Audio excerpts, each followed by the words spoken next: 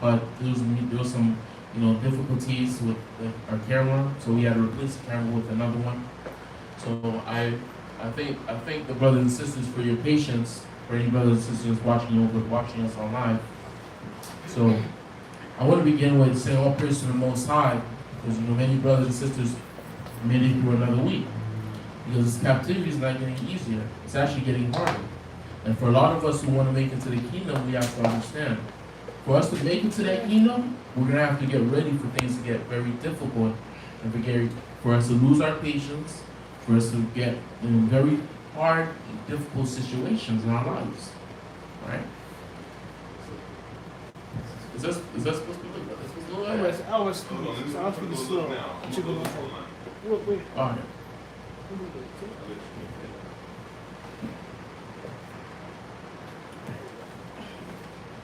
Let me know how it looks online. A lot better. Looks better? A lot better through my phone. Don't worry about the TV. Yeah, that's not what you hear.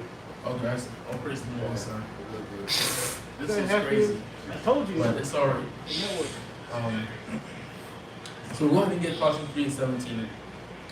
Colossians chapter 3, verse 17. And whatsoever you do in word or deed, do all in the name of Mashiach Yahushua, giving thanks to Paul and the Abba by him.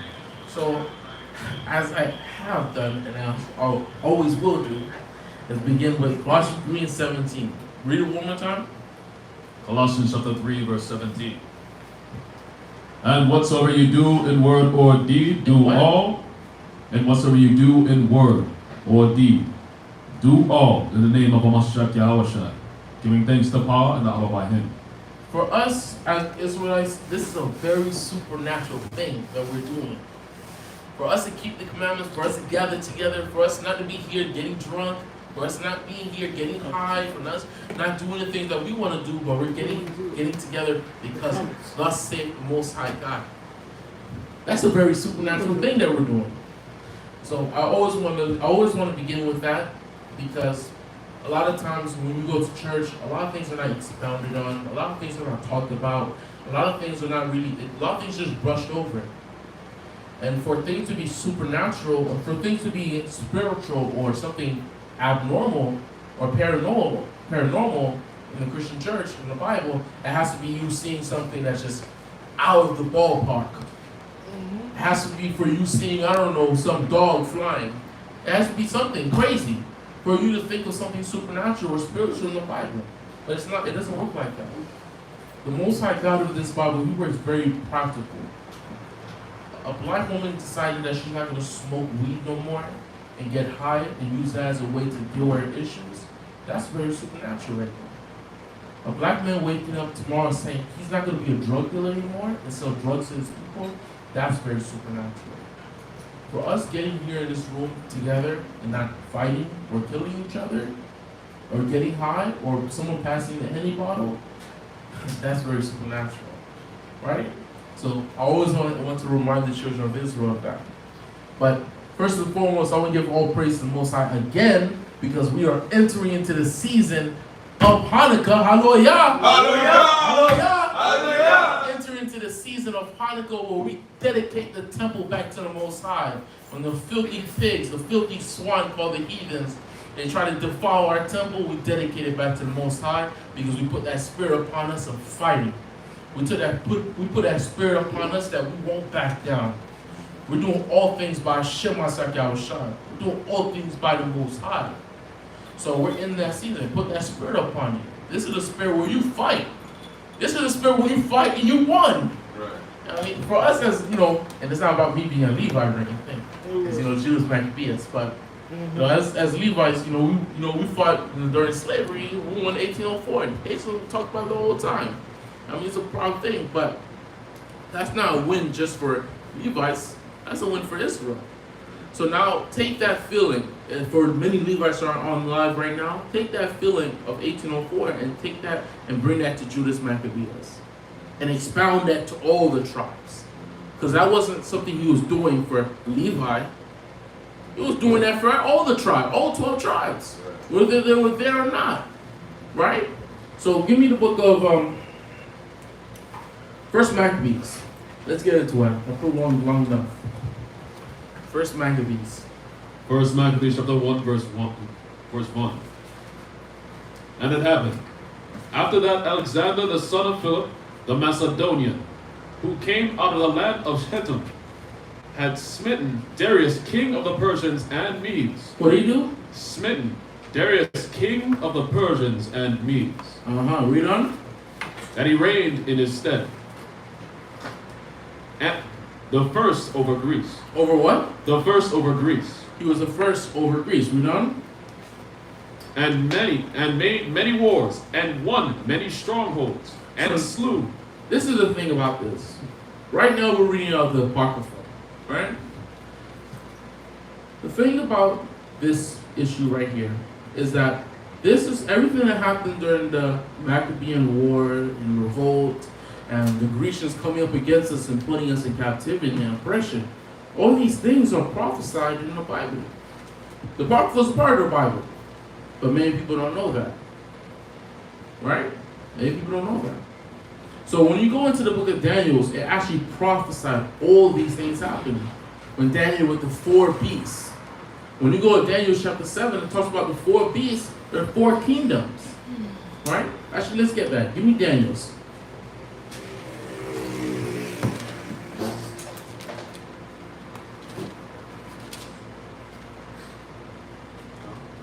Daniel chapter 7.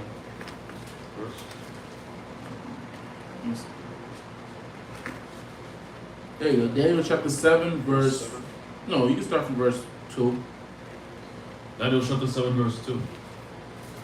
Daniel spake and said, I saw in my vision by night, and behold, the 4 winds of the heaven strove upon this great sea. And 4 great beasts. What happened? And 4 great beasts. Read on. Came up from the sea, diverse one from another. So Daniel's going to give us a vision, and we're going to stop here and continue on what happened during the Maccabees, but we're going to go back to here and show you the full fulfillment of this prophecy and break it down historically. We're going to do all of that for Israel. All praise to the Most High. So Daniel gives a vision about 4 beasts, and as we go further, it's going to explain how those 4 beasts are actually kingdoms.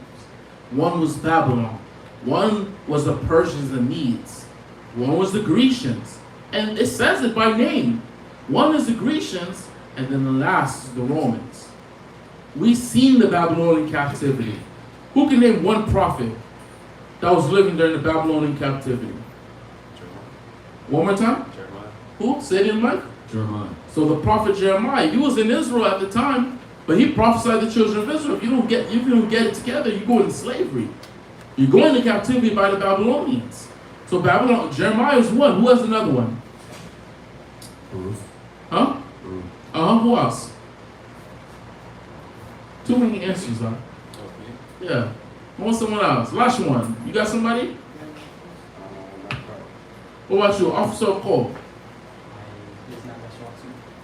Officer Kazak, what are you looking away for? Well, Daniel. Huh? Daniel. There you go. That's a good one. Daniel. Daniel was living during the Babylonian captivity. He dealt with Nebuchadnezzar face to face. Right? So give me the book of First Maccabees. We're just going to continue forward, and then we're going to jump back into Daniel. Verse 2 of Maccabees, chapter 1. And made many wars, and won many strongholds, and slew the kings of the earth, and went through the ends of the earth, and took spoils of many nations, insomuch that the earth was quiet before him. Whereupon he was exalted, and his heart was lifted up. And he gathered a mighty strong host, and ruled over countries and nations and kings who became tributaries unto him. Right. And after these things he fell sick, and perceived that he should die. Here, give me a picture for that. They still can't see it, but I want them to see it. Give me a picture for Alexander and his territory. I got a couple pictures on the send you. Wherefore he called his servants, such as with him from his youth, and parted his kingdom among them, while he was yet alive. Hold on right there.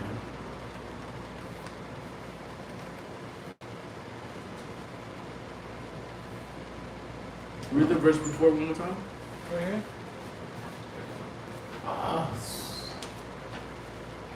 Keep going, scroll down. That left one's good. I have that one saved. Zoom in. So this is the whole vast territory of Alexander. From all the way from over here, from Libya, all the way down here. And the worst thing is, when it said he exalted his heart, when you go into the history about Alexander, he had intentions to go conquer India. He had intentions to go conquer Rome. He had intentions to conquer all the regions of the Mediterranean Sea. He had territory. He had intentions to conquer all of that. But guess what? The Most High had different intentions for him. He conquered all this, and then that boy died. Just like that, like a doornail. Go ahead, read. And after these things he fell sick, and perceived that he should die. So some historians say that he may have died from malaria. Some brothers, they went into history and said that because he was such a sexual deviant, he was such a sexual deviant, he may have attracted such things like syphilis and so on and so forth, because there's some historical accounts that, he indulged in homosexuality, and there's all types of things. He's Esau, so we shouldn't be surprised, right? Caucasian, right? Read on. Wherefore he called his servants, such as were honorable, and had been brought up with him from his youth, and parted his kingdom among them, while he was yet alive. So Alexander reigned 12 years, and then died.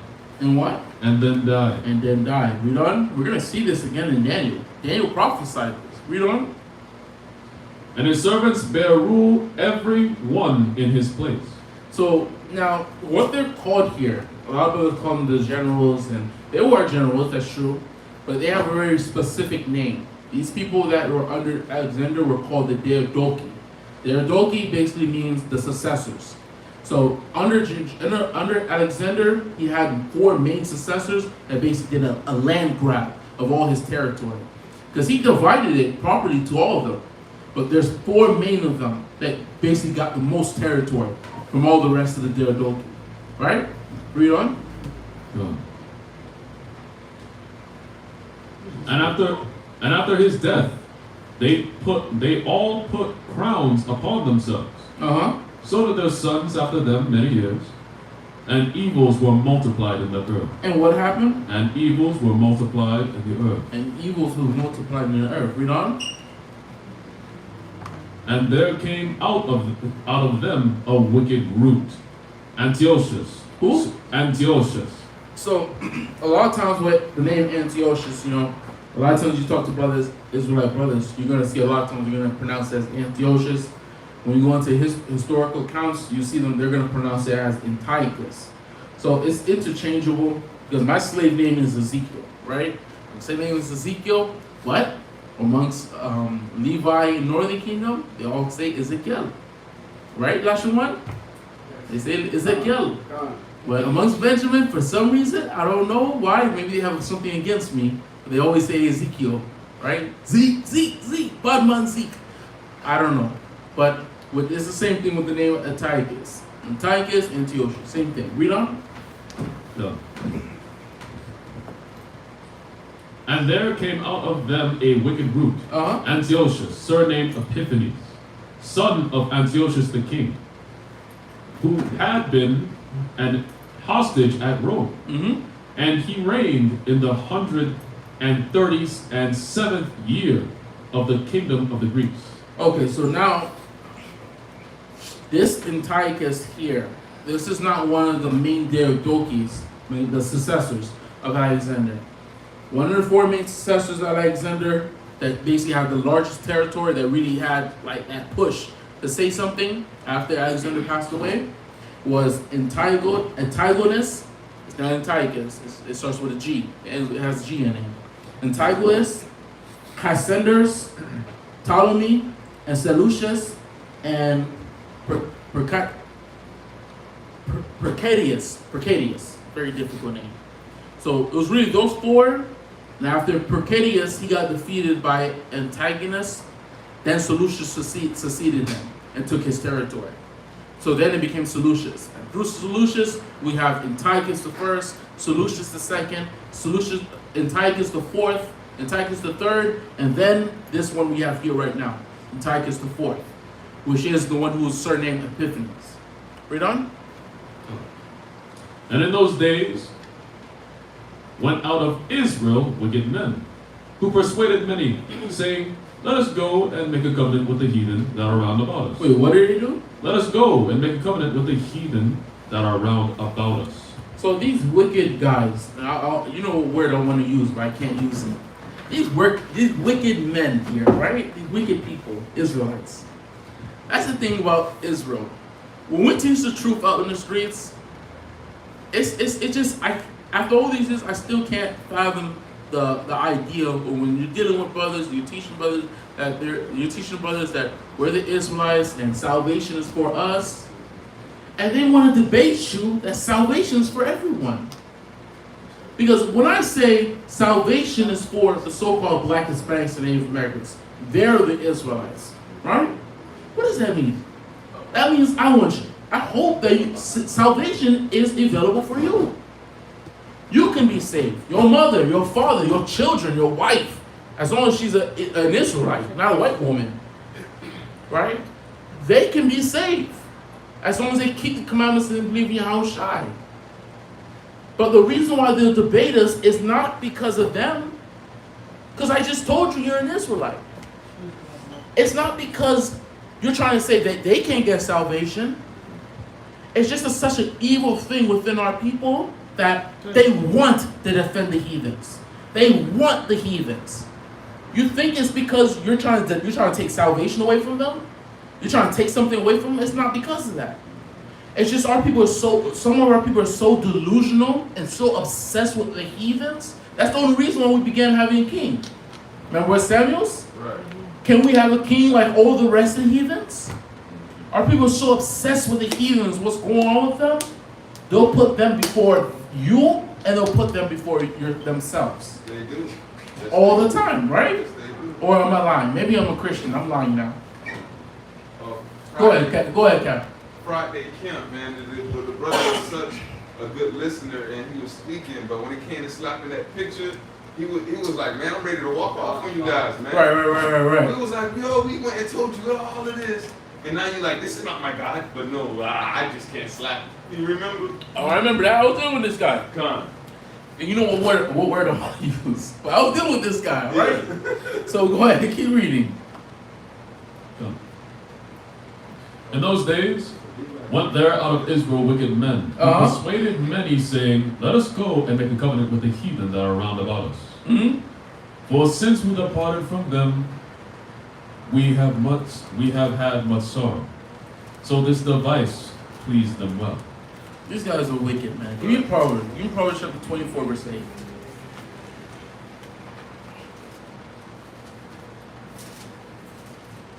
Proverbs chapter 24, verse 8. These men are wicked, man.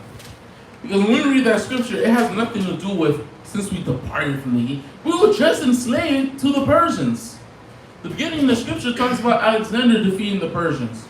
When you read Ezra and Nehemiah, he said that they were living under captivity. They couldn't do what they wanted to do. That's why Ezra and Nehemiah and such men like Zerubbabel, they had to deal with the actual king of Persia. If they wanted to rebuild their cities, if they wanted to rebuild the temple, if they wanted to rebuild the wall, guess what they had to do? Go to the king of Persia. Not establish their own leadership, not establish their own kingdom, but they had to go to their heathens. It's the same way we have to go to the Caucasian today. For everything we want to do something. You think I can just get up right now? Get up right now, leave my house behind and go somewhere. Some debt is going to build up. The Caucasian's coming for me. And I'm going to be sitting against you. Right? Read. Proverbs 24, verse 8. He that deviseth to do evil shall be called a mischievous person. Read it one more time. He that deviseth to do evil shall be called a mischievous person. And that's what these guys were. These guys were worthless men. Worthless Israelites, though, trying to convince us to be worthless. Because for us to turn away from our God, that makes us worthless and nothing. The Most High God said He gave us the commandments of life. He said He gave us the knowledge of. He gave us the knowledge of what? Search the scriptures, and there you find eternal life. Right? But these wicked, worthless men, they're trying to turn us away from that. Trying to go away from the Most High God and go to the heathens. Right? Go ahead. First Maccabees chapter 1, verse 13. Mm-hmm. Then certain of the people were so forward therein that they went to the king, who gave them license to do after the ordinance of the heathen. Mm-hmm. Whereupon they built a place of exercise. Where are you? What verse are you? 14. Okay, go ahead. Whereupon they built a place of exercise at Jerusalem, according to the customs of the heathen. Wait, read 13 one more time. Then certain of the people were so forward therein that they went to the king, who gave them license. Give them what? License. Give them license. Read on. To do after the ordinances of the heathen. So, he's giving them basically a permission, giving them whatever a slip, right? Yeah. So they can do what? After the kingdom of the Greeks. Why do they need that license? Who can explain that? Because they're not here. Hmm? Because they're not here. Who was the license for? That's what they get. Nope. You give it to the Israelite. But right. Who? You give it to the Israelite, the children of Israel. Nope. I want very specific. Very specific. You're there, you're close though. But not you, you're up here with me. You got all the answers right. Listen, who got an answer? Is that like, Go ahead. is that like them being given a license to sin? Like, You got that precept? lie. Who got that precept?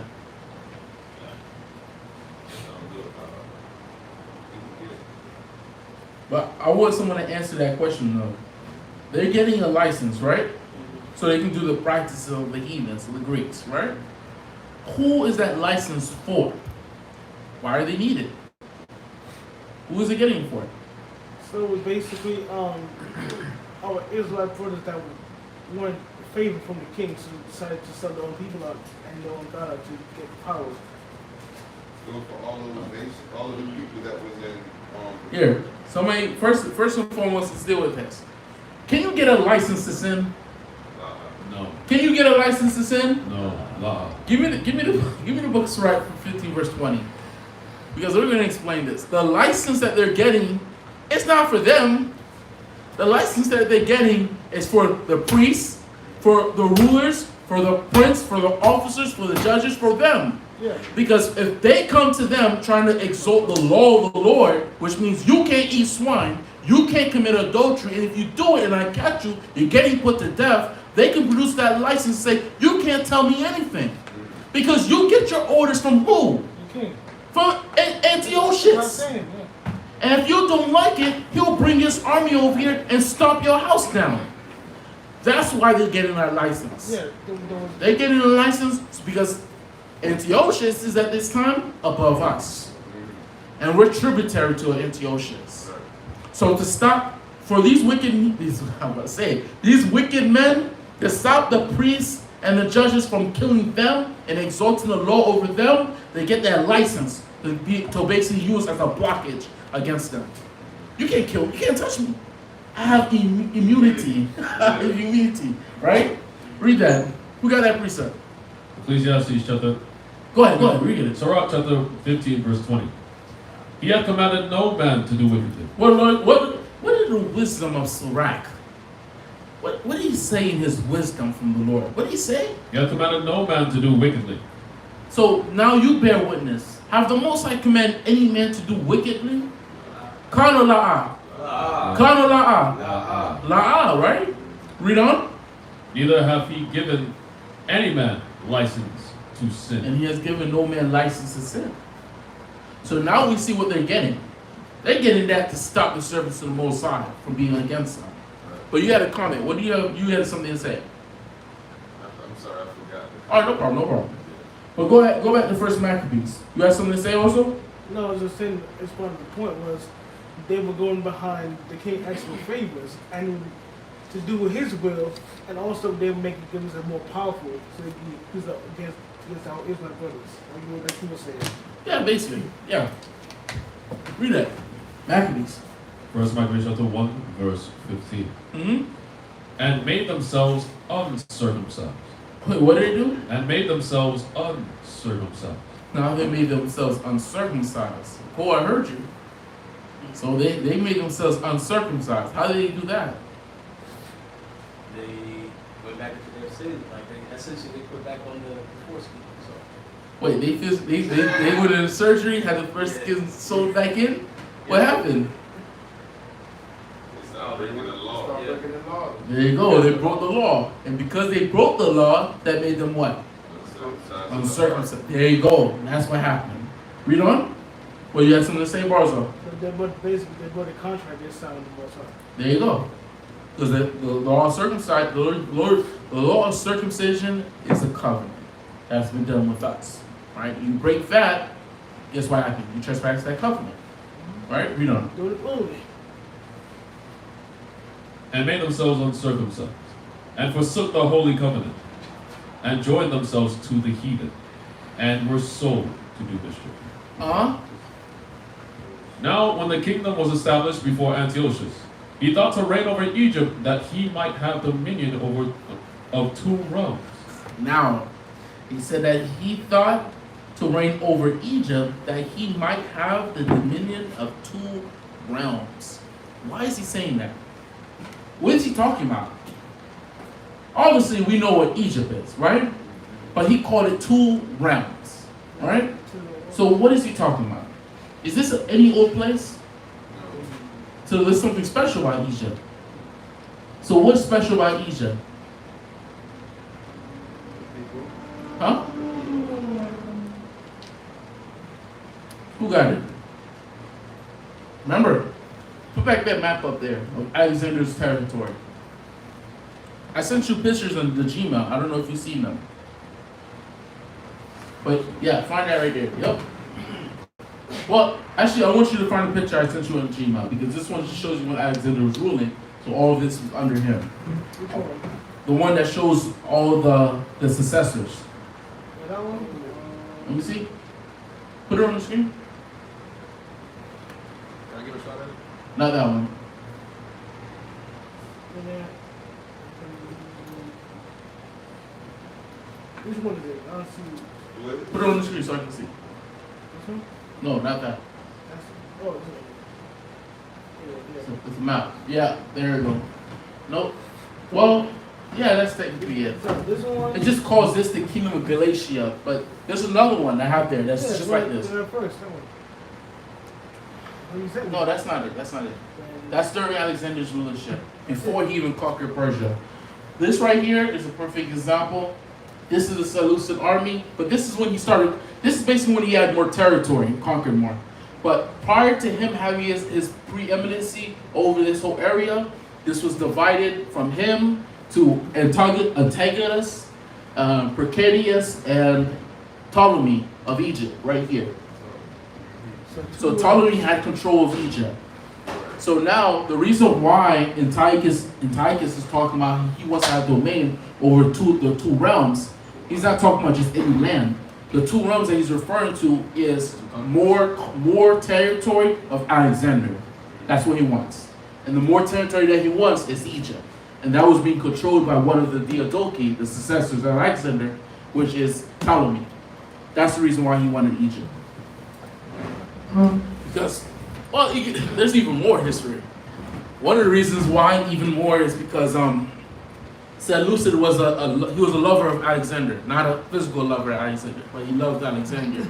And prior to him actually having his territory, one of there was some Edomites from Egypt. They actually stole the body of Alexander and brought it to Egypt.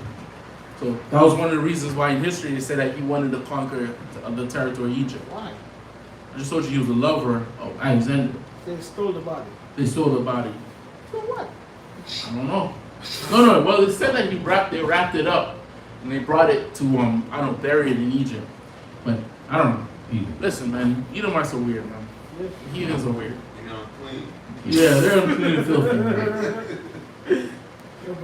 They make me unclean just thinking about them. So let me not think about them up here. You can give me first Maccabees? First Maccabees chapter 1, verse 17. Uh-huh. Wherefore he entered into Egypt with a great multitude, with chariots and elephants and horsemen and a great navy. You read over 14 already, right? Yep. Read that one more time. Select it. 14. Yeah. Whereupon they built a place of exercise at Jerusalem according to the customs of the heathen. So this was added on. Select I still let them skip over it. Select my bad. This is added on to the issue about our people that was wicked, the wicked so-and-sos, right? One of their lusts on why they did this is because they wanted places of exercise in Israel, right? Who knows what this is? Like a practice, they wanted somewhere they could practice. Oh, sorry. Go ahead, Captain. Yeah, they wanted somewhere where they could practice what the heathens was doing, so they built this on the strip mall. What were they practicing? Who got it? Last one? You burning wood? Following up there. Okay, all praises. All right, Officer Barzal. So the Colosseum was a place where they did exercise, but they also did other things after dark as well. It's still concerning the little boy You're about to defile the Sabbath. So like you understand. There was not so boy But Captain, go ahead. They was trying to create like something like the Olympics. It's a very specific word, Right. and that word is something we use all the time. So you went to school, and it was in your school. What was it called? Gym. There you go. Give the brother a hand. It was a gym. Yeah. Gymnasium is actually a Greek word. Right. Get the etymology, get the online etymology and pull it up to the screen. That actual word right there, place of exercise, actually comes from the Greeks. And it goes back to a word called gymnasium. You got it on the screen already?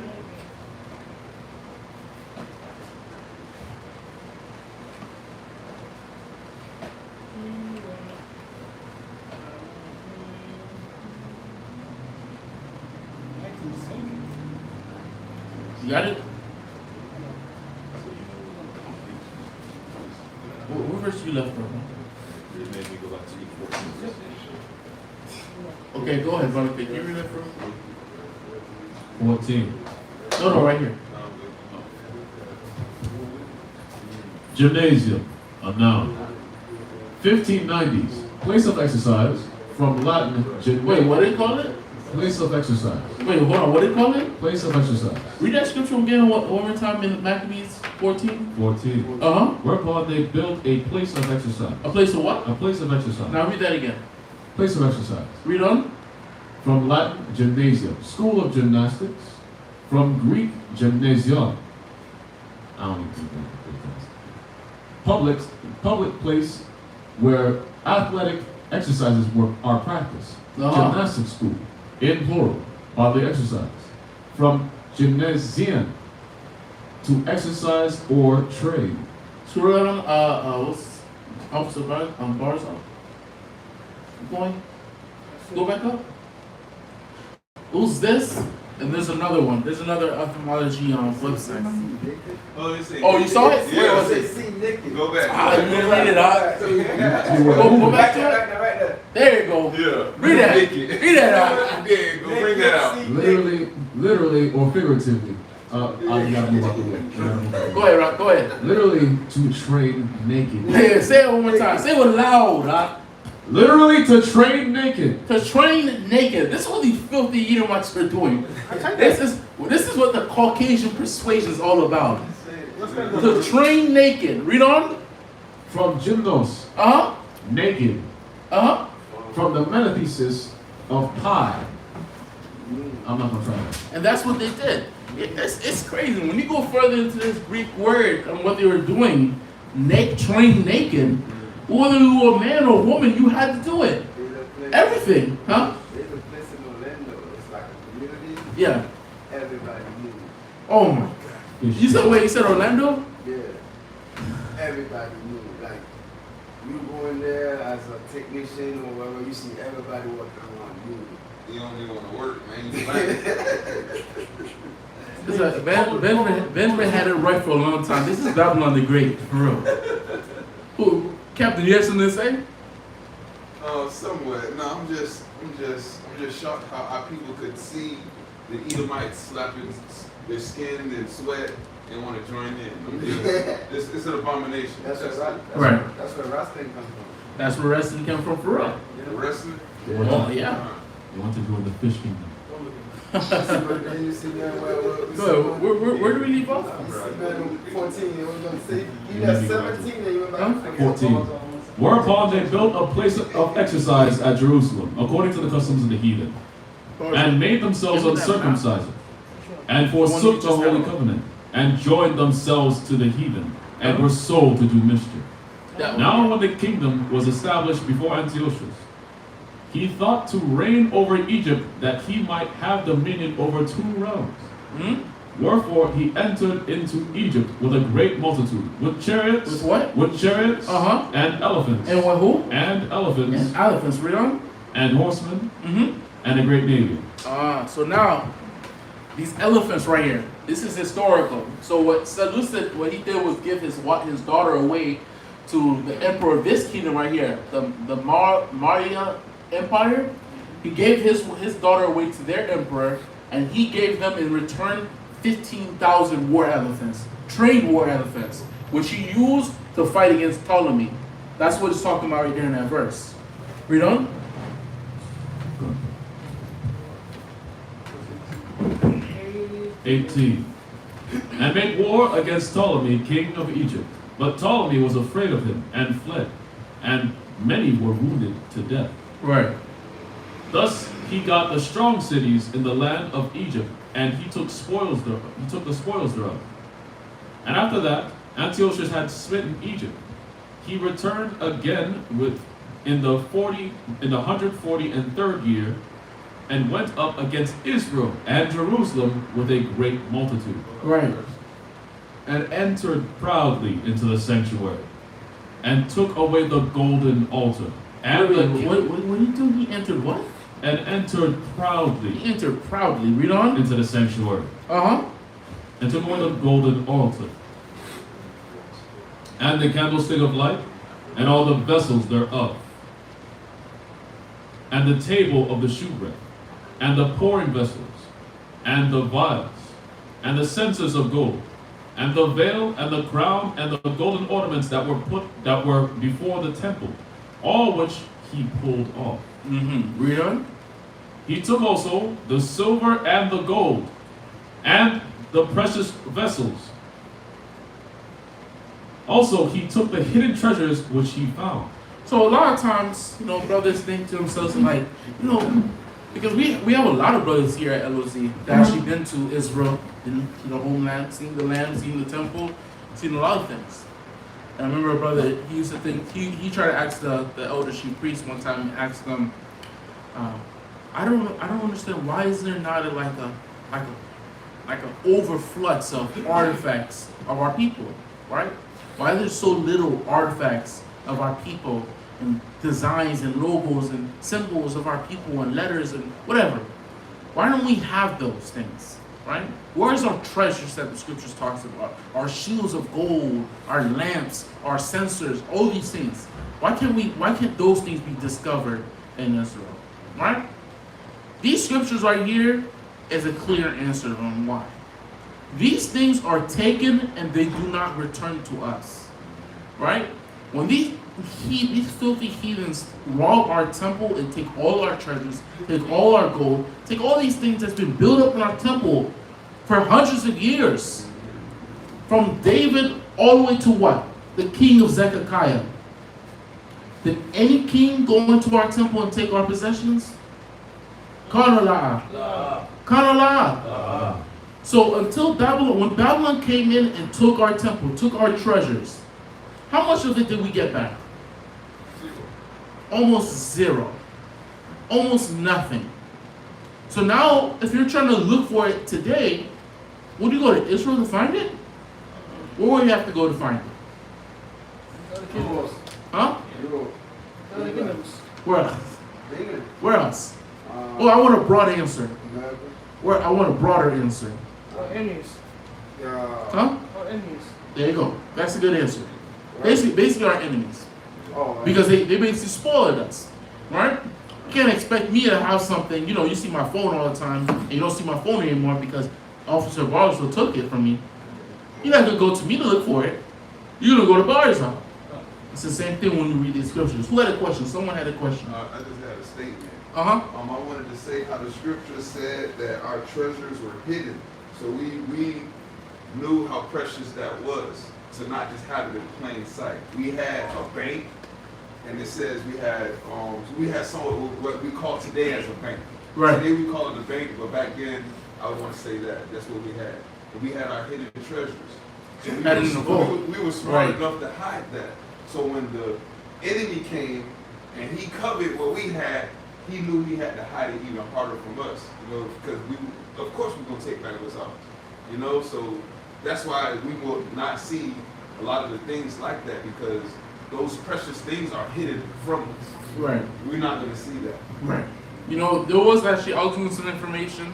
There was an artifact that was discovered. I can't remember when it was, but maybe hopefully by the end of tonight, I'll probably show you after the class. There was an artifact that was discovered in Israel. It was basically an ivory scepter. It was a scepter made of ivory, and the top of it was a pomegranate. And it was basically this symbol right here, the seal of Zion, the lily for most brothers. It was a symbol of the lily, the pomegranate bloomed at the top. All of it's made of ivory. Right. And it's inside of it, written on it is the Lashon Kodesh, Hebrew. And guess what it says? It says, sacred and holy to the priest. See, that's what I'm talking about. When you read your scripture, it says, our hidden treasures. Those are the type of things. All right? Read on.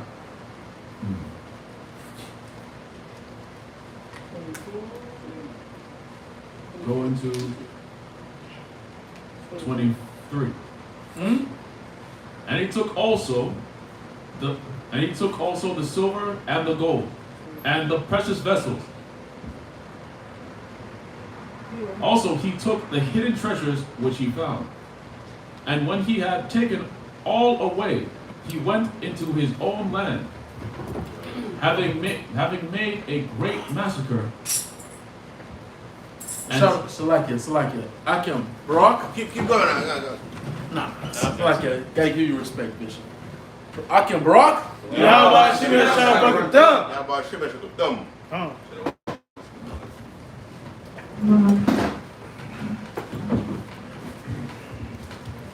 Go ahead. Verse 24. 24. And when he had taken all away, he went into his own land, and made a great massacre, and spoken very proud. Therefore, there was a great mourning in Israel, in every place where they were, so that the princes and elders mourned, the virgins and young men were made feeble, and the beauty of women was changed. Right. Every bridegroom took up lamentation, and she that was sat in the marriage chamber was in heaviness. The land also was moved for the inhabitants thereof, and all the house of Jacob was covered with confusion. Officer Barnes, I just sent you a picture. When you see it, put it up. And after 2 years fully expired, the king sent his chief collector of tribute unto the cities of Judah. Hold on 1 second. Zoom into that right there. That's actually the artifact I was talking. That's actually the artifact I was talking about. Oh, actually scoot up real quick. Oh, you can probably see that. Yeah.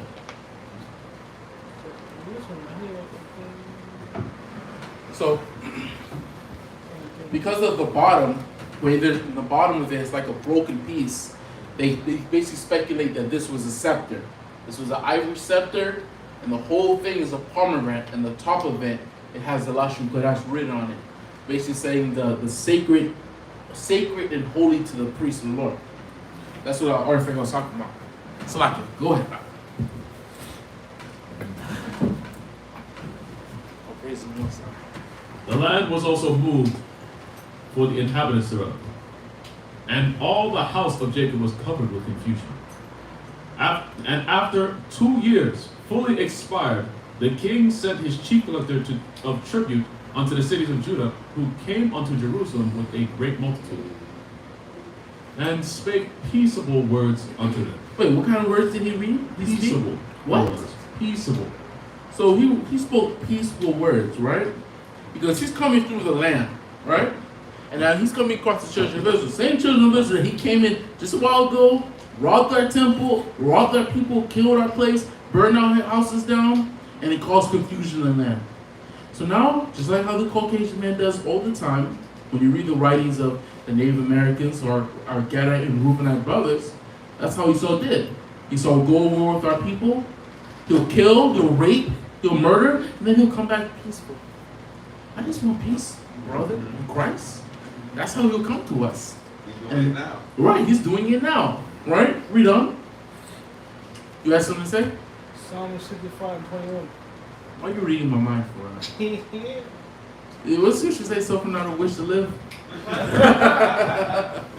Go ahead, Honey. I was actually holding it on the side. Got that. Go ahead. Continue reading 30 and then get Psalm 55. And spake peaceful words unto them, but all was deceit. All was what? All was deceit. Now I get Psalm 55. Well, it's always deceit with the so-called Caucasian. It doesn't change. It showed us in the scriptures. It shows us now. It's always been deceit. Right? Read on. 55 and 21. Well, start from verse 19. Verse 19 of Psalm 51. Come on.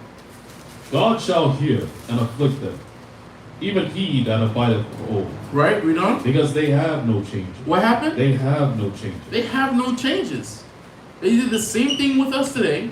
They did the same things with our Gadite and Reubenite brothers. They did the same thing back then.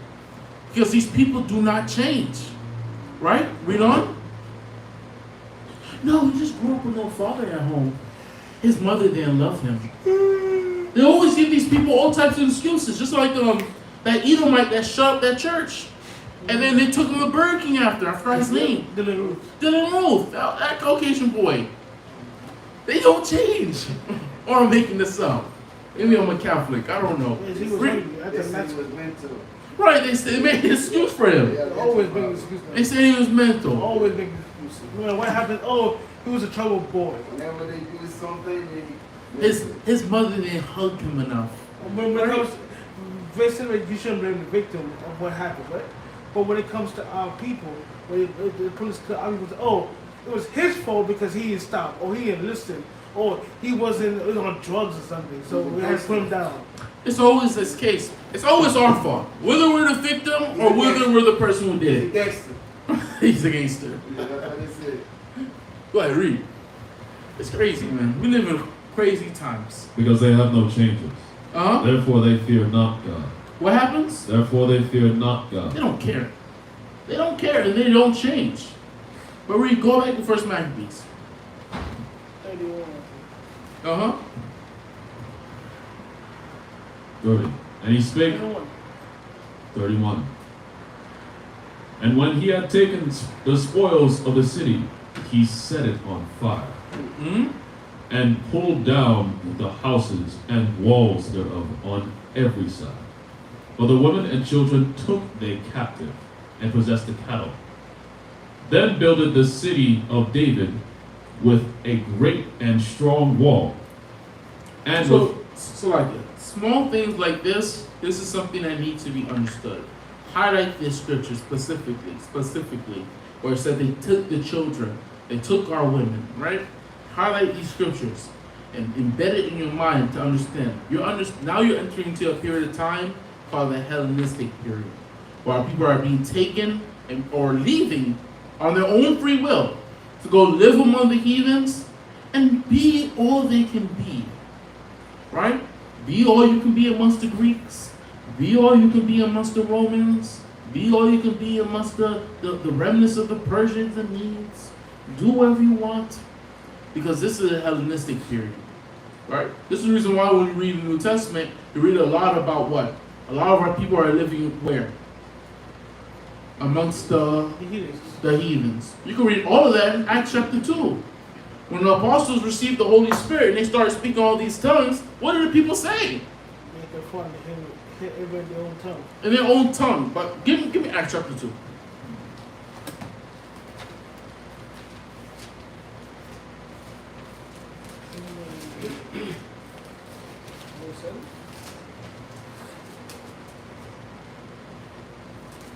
There you go. Read Acts chapter 2, verse 1. And we'll jump in. But keep going. Acts chapter 2, verse 1. Uh-huh. Now Peter and John went up together into the temple at the hour of prayer, being the 9th hour. Jumping down. Jump down to verse 4. Verse 4. And Peter fastened his eyes upon him with John and said, Look upon us. Look on us. Your mic on? No. Okay. No. I think you gotta lean it towards your mouth. Acts chapter 2? You say Acts chapter 2? Oh, sorry. Sorry. That was 3. Oh, you was on, okay. No wonder. I was like, what? Why are you? Yeah. That was the 9th hour. No. Acts chapter 2. What's one? And when the day of Pentecost was fully come, they were all with one accord in one place. Uh-huh. Now before. Is your mic alright? No, it's right. It's right. And they were all filled with the Holy Spirit, and began to speak with other tongues, as the Spirit gave them utterance. So they started speaking different languages. Read on. And there were dwelling at Jerusalem Jews, Uh-huh. devout men, Out of what?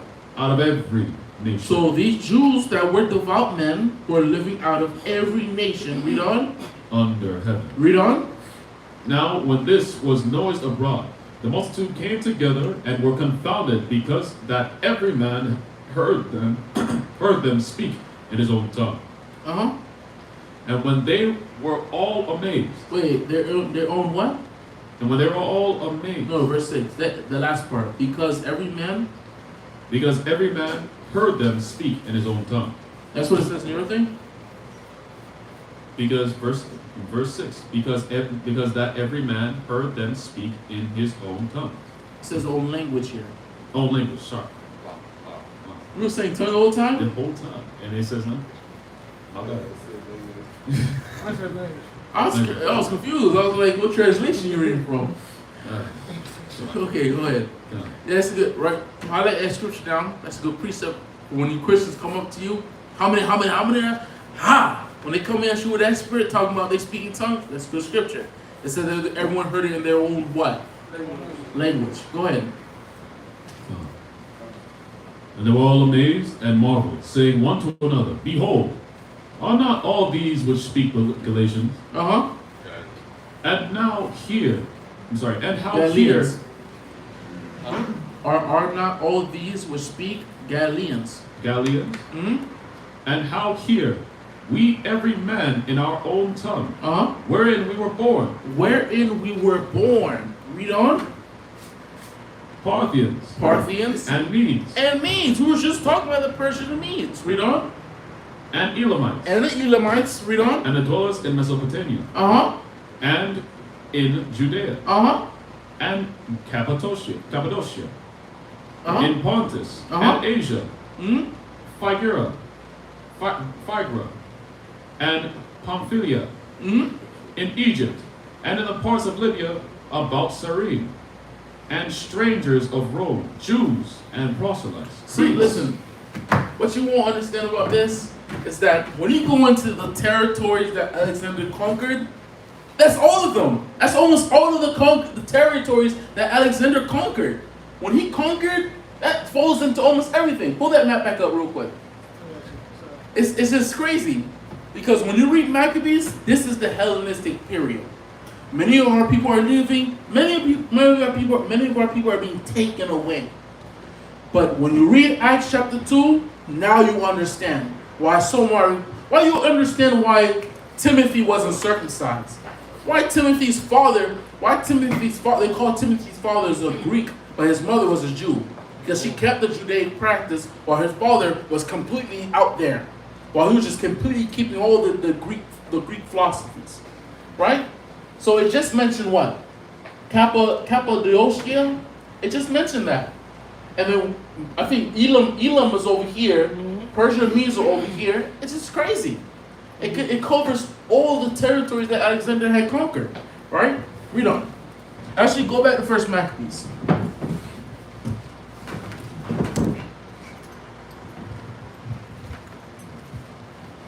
(34). Come. Uh-huh. And they put therein a sinful nation, wicked men, and fortified themselves therein. They stored it also with armor and victuals. And when they had gathered together the spoils of Jerusalem, Read 33 one more time. then builded they the city of David with a great and strong wall, With a great and strong wall, read on.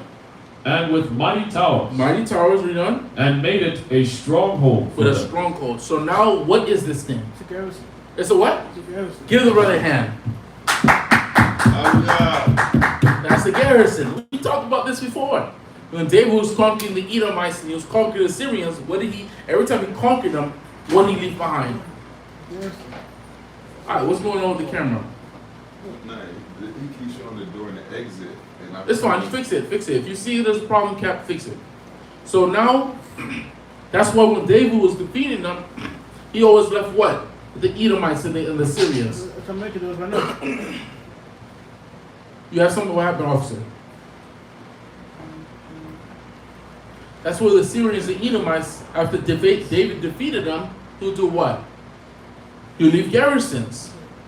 He'll leave soldiers in the land so that why? like somewhat as a fort. Huh? Well, it's a fort, but there's a reason behind it. Right, right. What would be the reason behind it? Con. Who got that? Oh, to stand guard in case somebody wants to reconquer. Yes, that's along the lines of it. That's basically, yeah, you basically get. Okay. The reason why they'll leave a garrison behind is to basically keep the territory that is fought in war with in order, in line. Right? Go ahead, Lashman. You mean to make sure that they know they conquered this territory just like right, Right. now. Just like right now, America goes somewhere and they put the flag there that belongs to them. That's the same. It's the same thing. Yeah. When it's like the same thing today. They call it ambassadors and stuff like that. Well, not even ambassadors. That's the Esau fancy. Esau use that fancy word, but he's really hiding it behind garrison. If you go into America's garrisons, you'll see that he has a garrison in almost every country in the world. Yep. Right. It's ridiculous, right? Yeah. Even when the country doesn't want you here, they still come there anyway. Exactly. Embassy, there you go. That's the perfect word. So that's the embassy. He'll have an embassy in every country in the world. And you know why? Scripture says what? Esau is going to rule before Yahushua come back. Right. And that's what he's doing. Right? So go back to First Maccabees. It's 34. And they put therein a sinful nation, wicked men, and fortified themselves therein. Right. They stored it also with armor and victuals. And when they had gathered together the spoils of Jerusalem, they laid them up there. And so they came before. That's kind of like Salakia. That's the same thing what we're talking about. That's the same thing how the Philistines came about. Because the Philistines are really just an extension of Mizraim. They're really just Egyptians. Right. So, because the Philistines migrated them up there to basically keep the Canaanites in order, that's how they became that force over there. That's why when David was fighting them, and when David finally defeated the Philistines, that's why when you read the scripture, it says, "Now is the bondage of the Egyptians is finally lifted off from off us, because those were the Philistines were. Right. The Philistines were Egyptians." But read on. They laid them up there, and so they became a sore snare. For it was a place to lie in wait against the sanctuary, and an evil adversary to Israel. Thus they shed innocent blood on every side of the sanctuary and defiled it, insomuch that the inhabitants of Jerusalem fled because of them. Whereupon the city was made an habitation of strangers, and became strange to those that were born in her, and her own children left her. Her sanctuary was laid waste like a wilderness. Her feasts were turned into mourning, her Sabbaths into reproach, her honor into contempt. As had been her glory, so she was dishonored increased. So was her dishonor increased. And her excellency was turned into mourning. Moreover, King Antiochus wrote to his whole kingdom that all should be one people, and everyone should leave his laws. So all the heathen agreed according to the commandment of the king. Yea, many also of the Israelites consented unto his religion, and sacrificed unto idols, and profaned the Sabbath. For the king had sent letters by messengers unto Jerusalem and the cities of Judah, that they should follow the strange laws of the land, and forbid burnt offerings and sacrifice. Here. So now read 44 again. Was it 44? 41, I think. Everyone should leave his own. Yeah, 42. 41? I'm Yeah, sorry, go ahead. 41. Yeah, come on, go ahead. Moreover, King Antiochus wrote to his whole kingdom that all should be one people, Huh? and everyone should leave his laws. So all the heathen agreed according to the commandment of the king. So, what does this sound like? You got it right in the head. One nation under God in America. So basically, it's like a melting pot, just like America. America's the great melting pot. Everyone come together. Doesn't matter what your ethnicity. You're Chinese, you're Haitian. Doesn't matter. Here, we're all just Americans. Yeah, we're all just one people. Gumbo. Right. Like gumbo. Yeah, we're just a gumbo pot. Actually today, I was watching the video from one of the GMS brothers, and there was a lady in New York that was talking. And we are one people. We should be all support ourselves, each other. Right. And she was like the only black, and then everybody was behind was Edomite. Oh my gosh. Our people are just right. So he was the video called "Eve Always Deceived." So now, when you see this action that Esau is doing, he's basically trying to assimilate. That's the word. Assimilate everyone together. Yeah. Doesn't matter what God you serve. Doesn't matter what practices and cultures that you keep. We're all just one person. That's the same thing when Christians say we're all humans and we're all the sons of Adam. They still have that spirit of what Antiochus was trying to teach us. But this is not nothing new. Read Daniel's. Give me Daniel's. Daniel chapter 1 verse 3.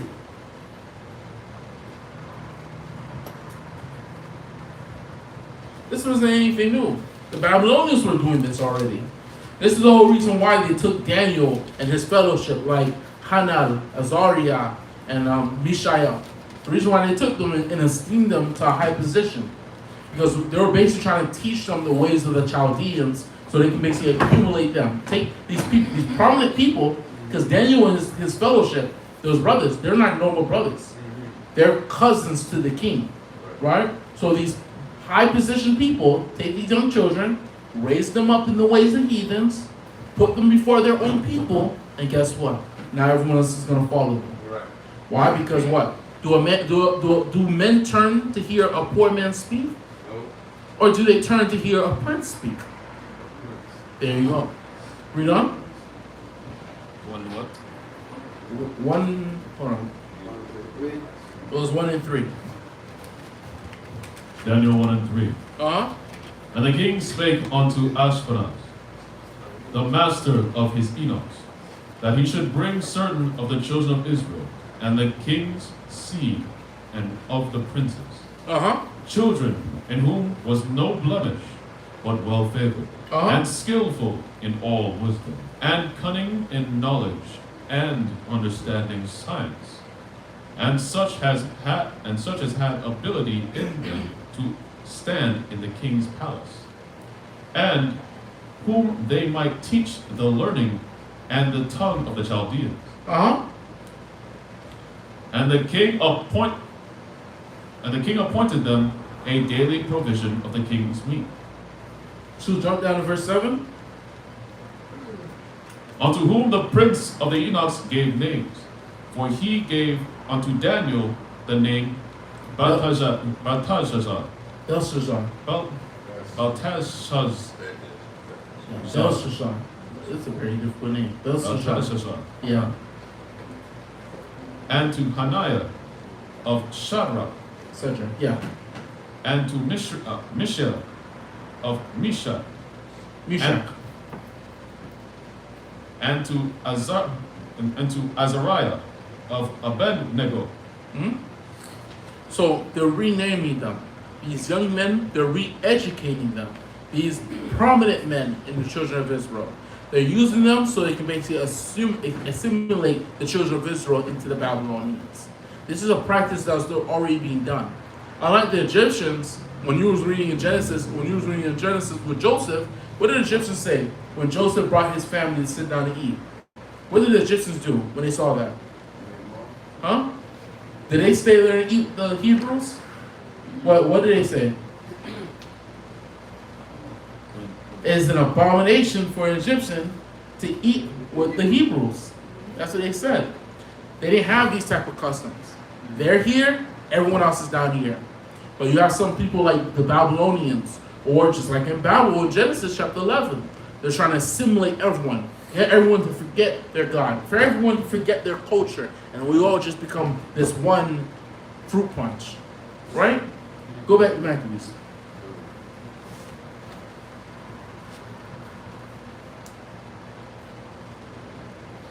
Hmm?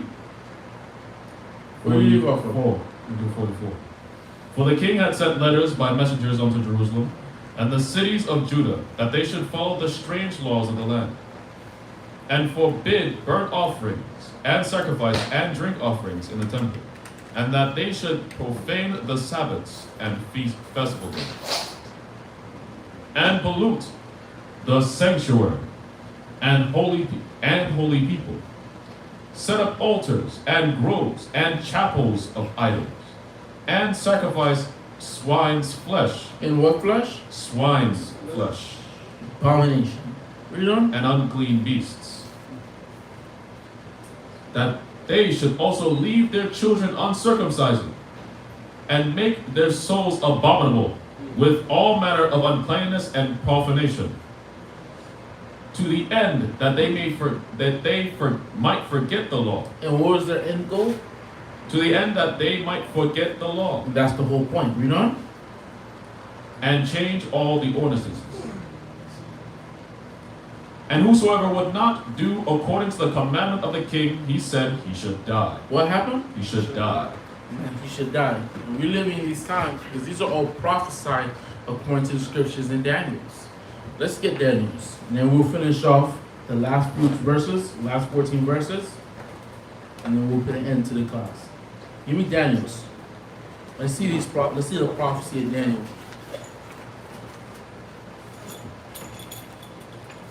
Daniel chapter 8, verse 2.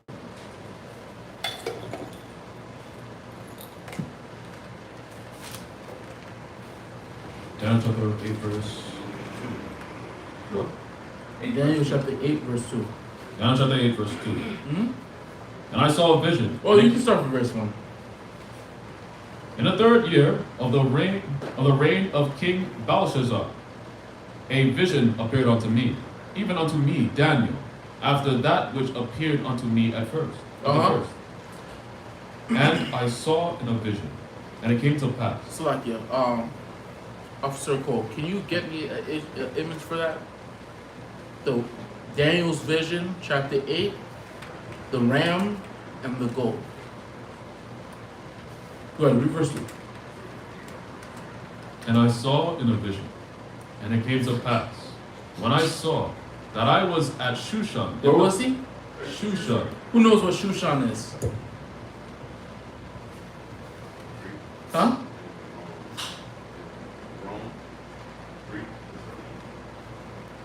Shushan is the capital of the Perso-Medial Empire. And the reason why we know this is when you read Esther. Give me the book of Esther. Esther chapter 1 verse 2. Yes, Yeah. That's a good one. Scroll down, bro. That was a real good one. Yeah, that's never. Let's see. Here, you pull that one up. Scroll up. That one, right? Yeah.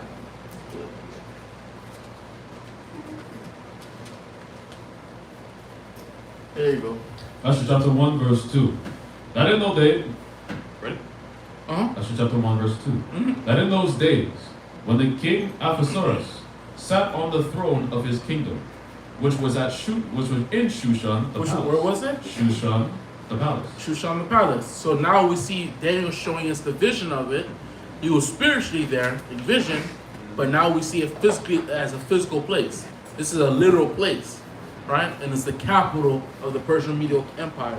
Read on. In Daniel? Yeah, no, in Esther. Yeah. In the 3rd year of his reign, he made a feast unto all his princes and his servants. Uh-huh. You're on verse 3, right? Yes. Okay, go on. The power of Persia. The power of what? The power of Persia. Right. Read on. And Media. And what? Media. And Persia and Media. So now you got the scripture, right? So now let's go back. Daniel. So now we see what he's talking about. He's in the capital of Shushan, the capital of the Persian-Medial Empire. The reason why is because this vision is going to be related to what? The Persian Medes. Right? Go back. Daniel's 8 and 2. And I saw in a vision, and it came to pass, when I saw that I was at Shushan in the palace, Uh-huh. which is in the province of Elam. And I saw in a vision, and I was by the river of Ula. Then I lifted up mine eyes and saw. Use your mic. Here, you gotta, Then I lifted up. you gotta bend it out a little bit. Yeah. Then I lifted up mine eyes and saw, behold, there stood before the river a ram, which had 2 horns. What happened? Which had 2 horns. So he had 2 horns. So now, when you see these visions, the horns are always significant. Well, a lot of times, majority of the time, it's significant toward the king of an empire. Because the beast itself is significant toward the empire itself, but the horn is talking about the king, the leader of that empire. Because in the horn is the power of the animal. Without the horns, what real other thing does it have to use to defend itself? You understand? So that horn is this power. And we're going to get that. Give me the book of Hosea chapter 12, verse 10.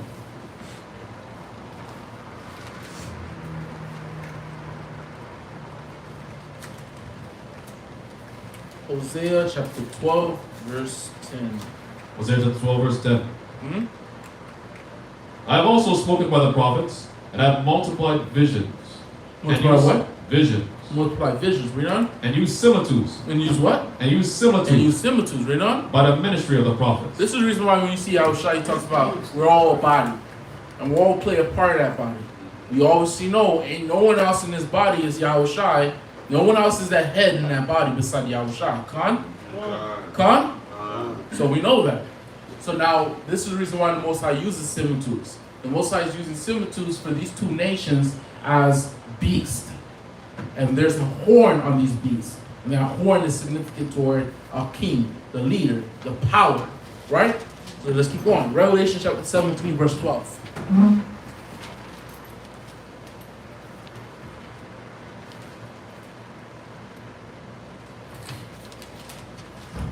Revelation chapter 17, verse 12. And the 10 horns, which thou sawest, are 10 kings. So now, John the Revelator is seeing a beast himself. And he saw this beast is filled with horns itself also. But now when he sees these horns, the angel explains to him they're what? What are these horns? 10 kings. What are they? Kings. They're kings. They're highest position of power in the empire. Right? So the beast itself is the empire, but the horn is the king. He's the leader. Right? Give me Luke chapter 1, verse 68. We have a horn ourselves. The scripture just it defined him as a horn. Right, Con? Alright. Who has that precept? That's Yahweh. It's Yahusha. Who got that precept? Officer Cole? I don't know 68. Yeah, it's 168. Huh? Nah, I just get an answer. Yeah.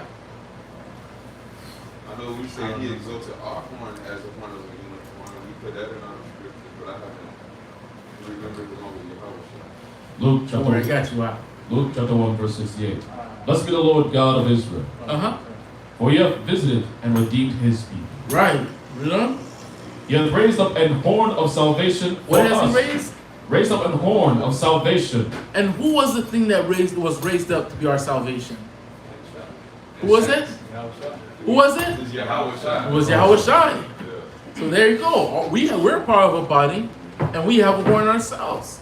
And that horn is Yahweh Shai. Yeah. Right? We done? And he hath raised up an horn of salvation for us, the house of his servant David. Uh-huh. So now it's someone that's coming out of the seed line of David, which is Yahweh Shai. Give me the book of Sirach, chapter 47, verse 11. Let's get this thing about the horn, and then we'll continue forward. I want you to get it in another translation. It's in Google. Yeah, Sirach, chapter 47, verse 11.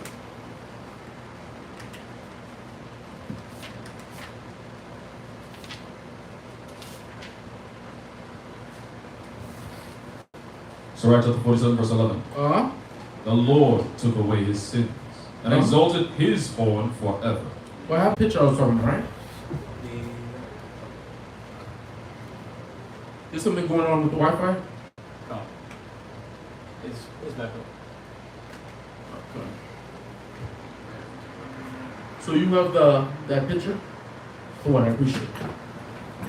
So read that verse one more time you got? And the two horns were high, but one was higher than the other. So now this picture right here is not really depicting toward what the scripture's talking about. Because it said the horns of this ram had two horns, but one was higher than the other. The reason why one was higher than the other is because remember what the horns represent. They represent what? The what? The power of who? King. The what? King. The kings. I want to make sure he was paying attention. Con? Con? So these horns represent the kings. So now we call this empire what? Daniel was at Shushan. Shushan is the capital of the Persian Empire. This is the Persian Empire. This is what this beast is, right? The two horns they have, one was taller than the other one, right? Why? Represents the significance of the power. Huh? Represents the significance of the power. That's one. You got it correct. That's one. Who got the second one? Remember, the two kings, the two horns are the kings, right? Horns just don't pop up out of nowhere. They grow, right? So now if the horn doesn't just symbolize just one person, it's the kings of that empire.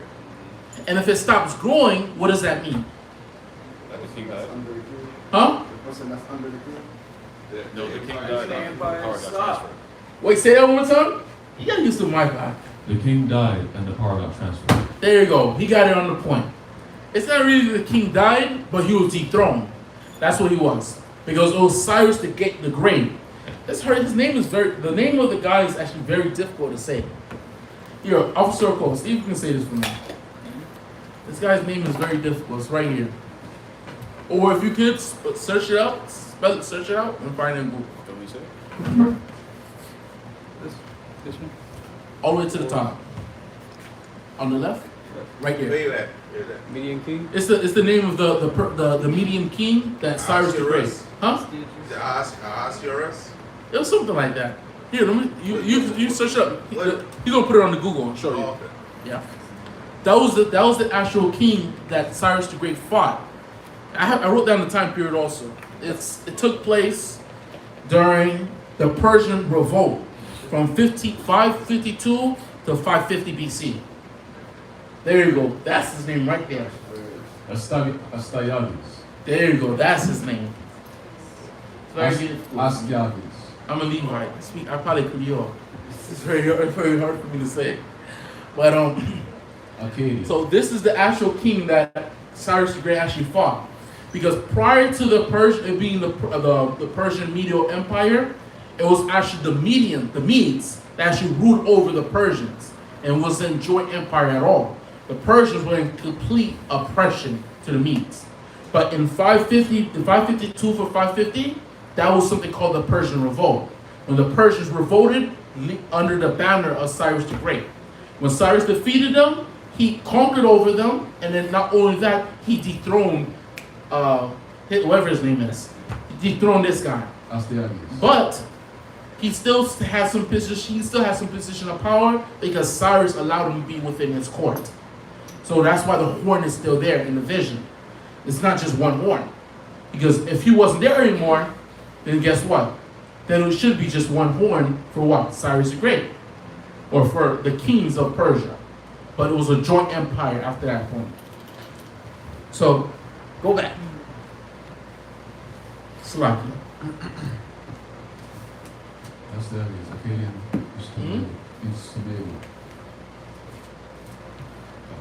Alright. Then I lifted up mine eyes, and saw, and behold, there stood before the river a ram, which had 2 horns. And the 2 horns were high, but one was higher than the other. Right. And the higher came up last. I saw the ram pushing westward, and northward, and southward. You hear this, what it said. Pay attention to what it just said. The one that got higher, it came up last first. So it doesn't mean it was the one that sprung up first. It didn't spring up first. Yeah, he sprung up second, but he succeeded. There you go. Khan, keep talking, Aliyah. Go ahead, read on. I saw the ram pushing westward, and northward, and southward, so that no beast might stand before him. Are you verse 4 or were you? Verse 4. Verse 4? Khan. Neither was there any that could deliver out of his hand. So we're going to show you emphatically this is a beast. This beast is an empire. Give me Daniel chapter 7, verse 23. 7 verse 23. Uh-huh. Thus he said, the 4th beast shall be the 4th kingdom. What should it be? The 4th kingdom. Read verse 3. Of 7? Yeah, 7 and 3. It's only one chapter earlier. That's all you need. Read it, go ahead. The 4 great beasts came up from the sea. So this is another vision that Daniel has. Daniel sees 4 beasts comes out the sea. But when you jump down to verse 23, what does it call the beast? What it calls one of the beasts? 7 and 23. 7 and 23? Yes. Thus he said, the 4th beast shall be the 4th kingdom. What did it say? The 4th beast shall be the 4th kingdom upon the earth. Kind of. When there should be the 4th kingdom upon the earth. So that's what all 4 of these beasts are. They're kingdoms. That's why when we go to the scriptures, you'll see that. Sometimes kingdoms can be described as mountains. Sometimes kingdoms can be described as beasts. But that's why the Most High uses it. That's why we began this with Hosea chapter 12, verse 10. The Most High uses similitudes. Right? So give me the book of Psalms chapter 49, verse 20. We can even see in the scriptures where the Most High will call men beasts. Right? Ecclesiastes chapter 8, verse 3, verse 18. What's it? That's the explanation. Here, before you get that, get Psalms 49 and 20. I got it. Go ahead. Ecclesiastes chapter 3, verse 18. I said in mine heart concerning the estates of the sons of men, that God might manifest them, and that they might see themselves that they themselves are beasts. Okay. For that which befalleth the sons of men befalleth beasts. Even one thing befalleth them, as the one dieth, so dieth the other. Yea, they have all one breath, so that a man have no preeminence above a beast, for all is vanity. Here's Psalms chapter 49, verse 20. So you see the same scripture, the Most High compared to beasts. Actually, drop Psalms chapter 49, verse 20. Go back to Daniel.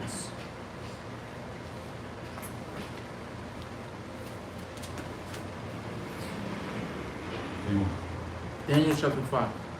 Chapter 5? Daniel's 8 and 5. Daniel's 8 and 5. And as I was considering, behold, and he he-goat came from the west on the face of the whole earth, and touched not the ground. And the goat had a notable horn between his eyes. So the difference between the beast before and the beast now. You got this he-goat, he got what? Just one horn. Because he only has one king. One ruler over this whole beast, his whole empire. Right? Read on. And he came to the ram that had two horns. Because when you see this, when you go further, you're going to see that these two beasts are going to fight each other. They're going to begin fighting. Just like with Alexander and just like Darius III, how they fought each other. And they fought over the period of time of about 13 years, am I correct? From 336 BC to 323 BC. Right? Read on. And he came to the ram that had two horns, which I had seen standing before the river, and ran unto him in the fury of his power. Right. So even when you pay attention to the way Alexander came about to fight Darius III, he really considered Alexander as a threat whatsoever. That's why Alexander was able to get so close to getting past Asia Minor to be able to fight Darius in his own land. That's why the fight was called the Granicus, the Battle of Granicus. It's the actual river, right? Read on. And I saw come close unto the ram, and he was moved with the shoulder against him, and smote the ram, and brake his two horns. And there was no power in the ram to stand before him, but he cast him down to the ground and stamped upon him.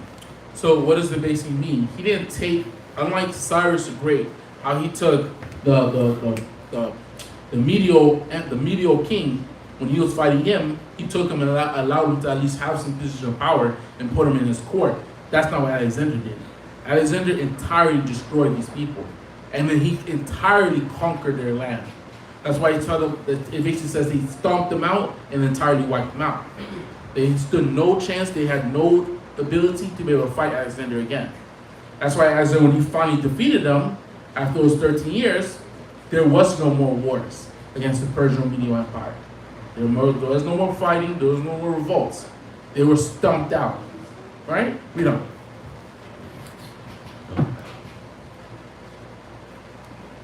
And I saw him come close unto the ram, and he was moved with choler against him, and smote the ram, and brake his two horns, and there was no power in the ram to stand before him. But he did cast him down to the ground, and stamped upon him, and there was none that could deliver the ram out of his hand. Therefore the he-goat waxed very great, and when he was strong, the great horn was broken. See, but the he-goat didn't get broken. It was the horn that get broken. And the horn was symbolic to who? Huh? The horn was symbolic to who, specifically? Specifically, who was the horn symbolic to? Can't be the kings. The horn broke off this beast. So, who is this? Read it one more time. I'll go back to... No, just read verse 8. Verse 8? Mm-hmm. Therefore the he-goat waxed very, very great. So, the empire strived. He defeated the Persian Medial Empire. He conquered their territories. So they're at their peak, right? Read on. And when he was strong, the great horn was broken. The what? The great horn was broken. And it was the great horn that was broken. The kingdom was broken. Huh? The kingdom was broken. The king died. The king died. Who was the king? Alexander. There you go, Alexander. That's who died. Because after those 13 years of war with the Persian Medial, he died after that. He didn't even have a chance to enjoy his kingdom or anything. He died right there. Boom. There's the door now. Right? Read on. The great horn was broken, and for it came and came up 4 notable ones towards the 4 winds of heaven. So now these are what? He had many successors. He had many generals, many Diadochi, many successors. But there was 4. I put 3 fingers on. He put Slovakia. He had 4 that actually really succeeded Slovakia. He had 4 that actually succeeded those territories, that really cut it into 4 pieces. And that was Antigonus, Cassander, Ptolemy, and Perdiccas. Read on. And out of one of them came forth a little horn, which waxed exceeding great. What did it say? Which waxed exceeding great. So out of these 4 horns, they came out one of these horns, a small horn. You know these 4 horns are kings, which are people, right? And out of one of these 4 people came out a king out of them that waxed great. So now let's go back to the park. Parkfoot. Maccabees chapter 1.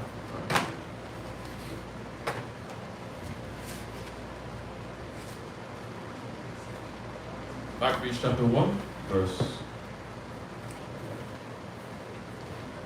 47. Set up altars and groves and chapels of idols. Wait, what verse you at? 47. No. Verse 9. Verse 9. Mm-hmm. You can start with verse 12. No, 7. So Alexander reigned 12 years and then died. Uh-huh. And his servants bare rule, everyone in his place. And after his death, they all put crowns upon themselves. So did their sons after them many years. So now time passed by. Because during this period of time where everything seemed like it went smoothly by, everyone just took crowns and put it in each other, and everyone's just ruling their territories. That's not what happened. After these 4 kings, after these 4 generals rose up in power, after enough they were able to separate his territory into 4 pieces, these guys went to war with each other. They went to war with each other. It's called the Diadochi Wars. So basically the war of the successors, right? So when they went to war with each other, there was only one Diadochi, one successor that actually surpassed all of them and survived. And that's Seleucus, who Antiochus actually comes from, right? So read that verse one more time. His sons. So did their sons Mm-hmm. after them many years, and evils were multiplied in the earth. Right, read on. And there came out of them a wicked root, Uh-huh. Antiochus, surnamed Epiphanes, Right. son of Antiochus the king. I think his name means God manifested. Yeah, God manifested. This wicked Edomite means God manifested. Read on. That's part of himself. That's what Esau does. Right. They put himself as a Most High. Right. You know what I'm saying? And when they get a little power, they say, I mean, manifest himself as a, portray himself as a Most High. These people are blasphemy, man. Edomites are blasphemy. Read on. And he reigned in the son of Antiochus the king. Here, what? Go back to Daniel. What verse were you at in Daniel? 8. Mm-hmm. Actually, let me go to 9. And out of one of them came forth a little horn, which waxed exceeding great toward the south, and toward the east, and toward the pleasant land. So now it says toward the south, toward the east, and toward the pleasant land. Now that pleasant land is what we would call the Levant region. That's what we would call the Levant region, or the Third Crescent, which would be formerly known to us as Israel. Right? Read on. And it waxed great, even to the host of heaven. And it cast down some of the host, and of the stars to the ground, and stamped upon them. Here, jump down to verse 11. Yea, he magnified himself, even to the prince of the host. Uh-huh. And by him the daily sacrifice was taken away. What was taken away? The daily sacrifice was taken By away. sacrificing swine upon our altars. The daily sacrifice was taken away. And that's what they did. So the whole point of us reading Maccabees, as we will do for the rest of this month, hallelujah for that, hallelujah for that, Hallelujah. as we will do, we'll be reading the rest of the Maccabees so we can fully understand the defilement that they did for our temple and how adamant it was for us to redeem it and bring it back to the Most High God. So now let's go back to the book of First Maccabees and finish it off. See, when we go to Daniel's, now we can see how the Lord prophesied this already. But you know, a lot of Christians, a lot of people, they don't even understand that the Apocrypha actually even exists. They don't even know nothing about Apocrypha. So now you have Daniel prophesying about a whole empire that's going to destroy another empire, and then they're going to be ruling over us, but we can't see it. Because we don't have any secular prophets like Nehemiah or Ezra or Ezekiel or Jeremiah that shows us how they were living under the actual Alexander actually defeated the Persians. You know what I mean? Because when you read First Maccabees, the First Maccabees chapter 1 gives us basically a summary of what's going on. And then it goes straight to the period of time of Judas Maccabeus. Right? So go back to First Maccabees chapter 1. First Maccabees chapter 1, verse 48. That they should also leave their children uncircumcised, and make their souls abominable with all manner of uncleanness and profanation, to the end that they might forget the law, Right. and change all the ordinances. And whosoever will not do according to the commandment of the king, he said, should die. Right. Read on. In the self same manner wrote he to his whole kingdom, and appointed overseers over all the people, commanding the cities of Judah to sacrifice city by city. Then many of the people were gathered unto them, to wit, every one that forsook the law, and so committed evils in the land, and drove the Israelites into secret places, even wheresoever they could flee for secure. Now the 15th day of the month Caslu, in the 145th year, they set up an abomination of desolation upon the altar, and builded idol altars throughout the cities of Judah on every side, and burnt incense at the doors of their houses and in the streets. And when they had rent in pieces the books of the law which they found, they burnt them with fire. And whosoever was found with any of the book of the testament, or if any consented to the law, the king's commandment was that they should put him to death. Right. And these are the times that we're living during the Grecian Empire. Right? Because a lot of times, Greco-Roman Empire. come on, through water, the Greco-Roman Empire.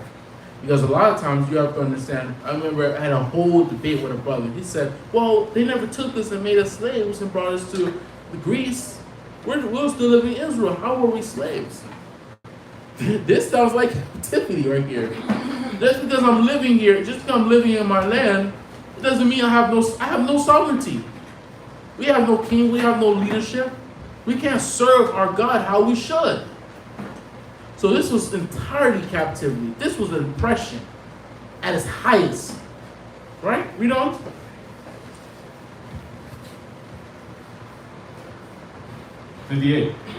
Thus did they by their authority unto the Israelites every month, to as many as were found in the cities. Now the 25th day of the month did they did sacrifice upon the idol altar, which was upon the altar of God. At which time, according to the commandment, they put to death certain women, and had caused their children to be their children to be circumcised. And they hanged the infants about their necks, and rifled their houses, and slew them that had circumcised them. Howbeit, many in Israel were fully resolved and confirmed in themselves not to eat any unclean thing. Wherefore, they chose rather to die. What did they choose? They chose rather to die. And a lot of our people they don't have this spirit, man. They don't have this dedication to die for the Most High, man. Because when we read Romans chapter 14, verse 7, it says, none of us liveth to ourselves. Because whether we live or whether we die and live unto the Lord. But a lot of our people don't have this spirit anymore. But it's all praise to the Most High, a remnant of us. Many are called, but few are chosen. Few of us are really hearing that spirit. Few of us is actually being led by the Spirit to come back to this right here.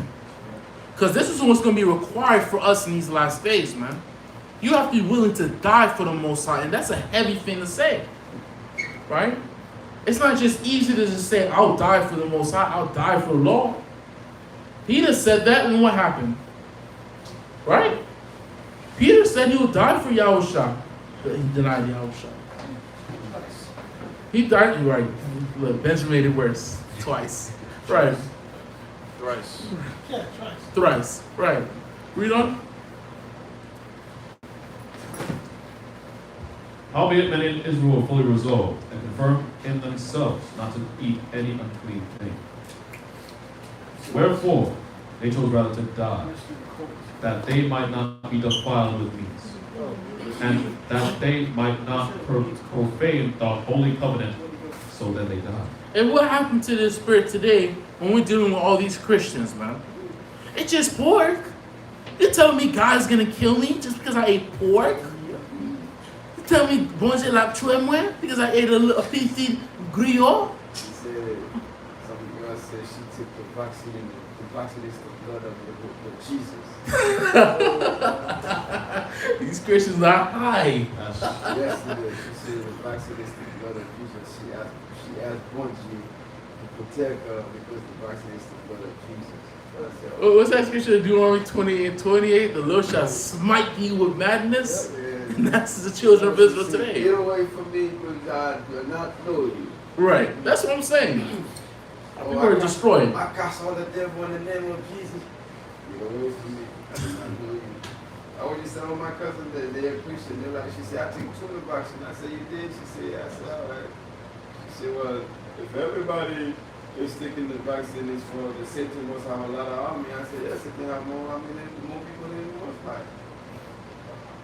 Because everybody, I said, if you're a Christian, if you believe, why do you take the vaccine? Why did the pastor tell you gotta wear masks to go to church? Where's the pastor faith? When that was happening, little churches were closed. I remember my grandmother. She wasn't even able to go to church for a long time. Every Sunday she was at home bothering me, right? And that's what happened. At some point, I was like, "Dang man, the Christian church, when is it gonna be open?" They was waiting for Biden to get elected so they could go to church. Biden's their Lord and Savior now. Where do we leave off? I know what I'm asking. Verse 64. And there was very great wrath upon Israel. And there were very great wrath in Israel by Hashem, Amasek Yahushai, the water from Yad, Aman. I want to say all praise to the Most High. Let's give the hand to the Father.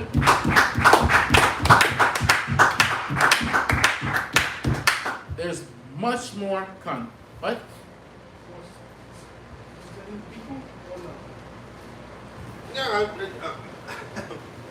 What do I want me to say? Shabbat Shalom, Yasharala, Shabbat Shalom. Okay, we have a great teacher right here. A current teacher, you know what I'm saying. For the past few weeks, he's been substituting for me. You know what I'm saying, doing an excellent job. You can see right now we have Hanukkah coming up. Oh, by the way, I'm Elder Bishop Lapalan. Hallelujah. And regularly a regular teacher in the Shabbat.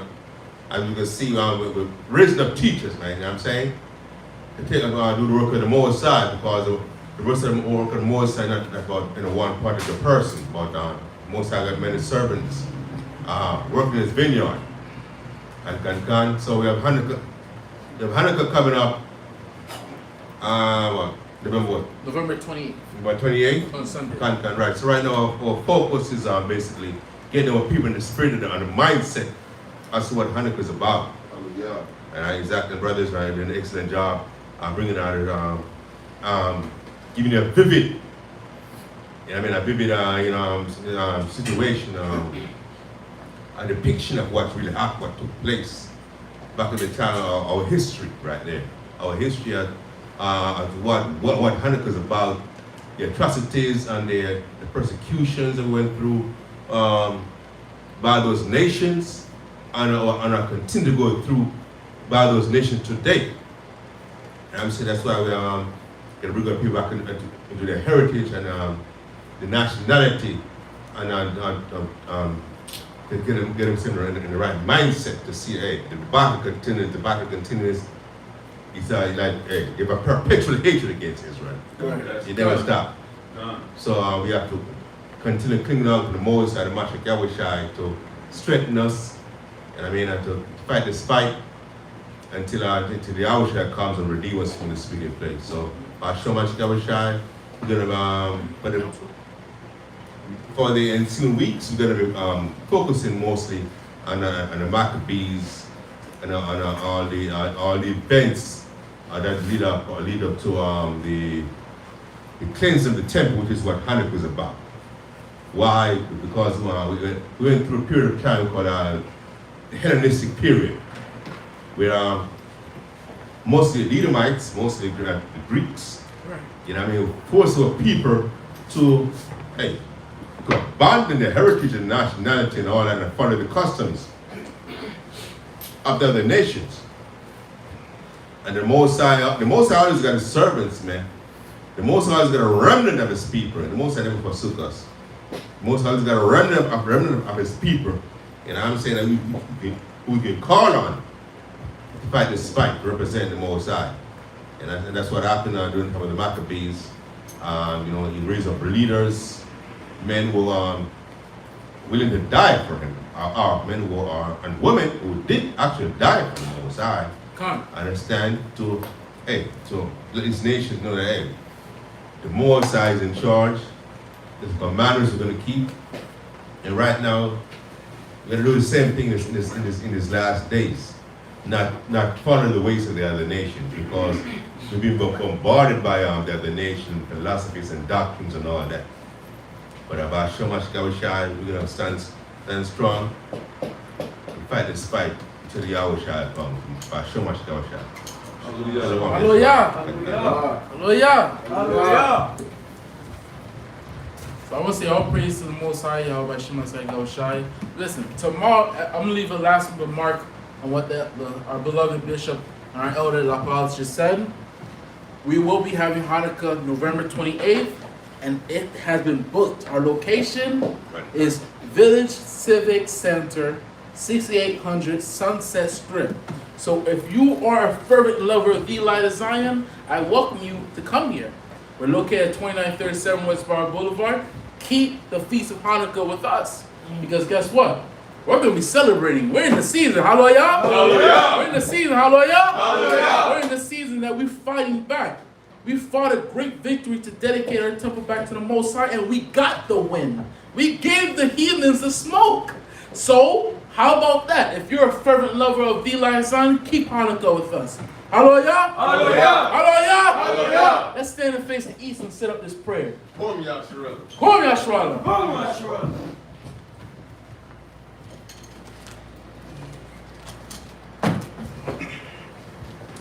Psalms 133. And the last one, repeat the Hebrew. Shayar, Shayar, Ha'alwad, Hadawad, Hanam, Ma, Tawad, Wamam, Nayom, Shabbat, Akim, Gam, Yakad, Hashaman, Atawad, Al, Ara'ash, Yorad, Al, Hazakwan, Zakwan, Aharan, Shayarad, Hayah, Mariawafio, Kotor, Komobran, Shayarad, Al, Maria, Taziawan, Hayah, Sham, Tazawad, Yahawah, Harakam, Hayam, Ayn, Alawam, Mahasham, Masiyat, Yahushai, the water, from Yad, Aman. In English. In English, Psalms 133. Behold, how good and how pleasant it is for brethren to dwell together in unity. It is like the precious ointment upon the head, that ran down upon the beard, even Aaron's beard, that went down to the skirts of his garments, as the dew of Hermon, and as the dew that descended upon the mountains of Zion. For there the Lord commanded the blessing, even life, forevermore. Hashem, HaMashiach Yahushua, Toratam Yad, Aman. Amen. Give your hand to the Most High. Hallelujah. Hallelujah. Hallelujah. All praise to the Most High. For many brothers that's watching us on live, we'll see you tomorrow at 12 p.m. Shalom.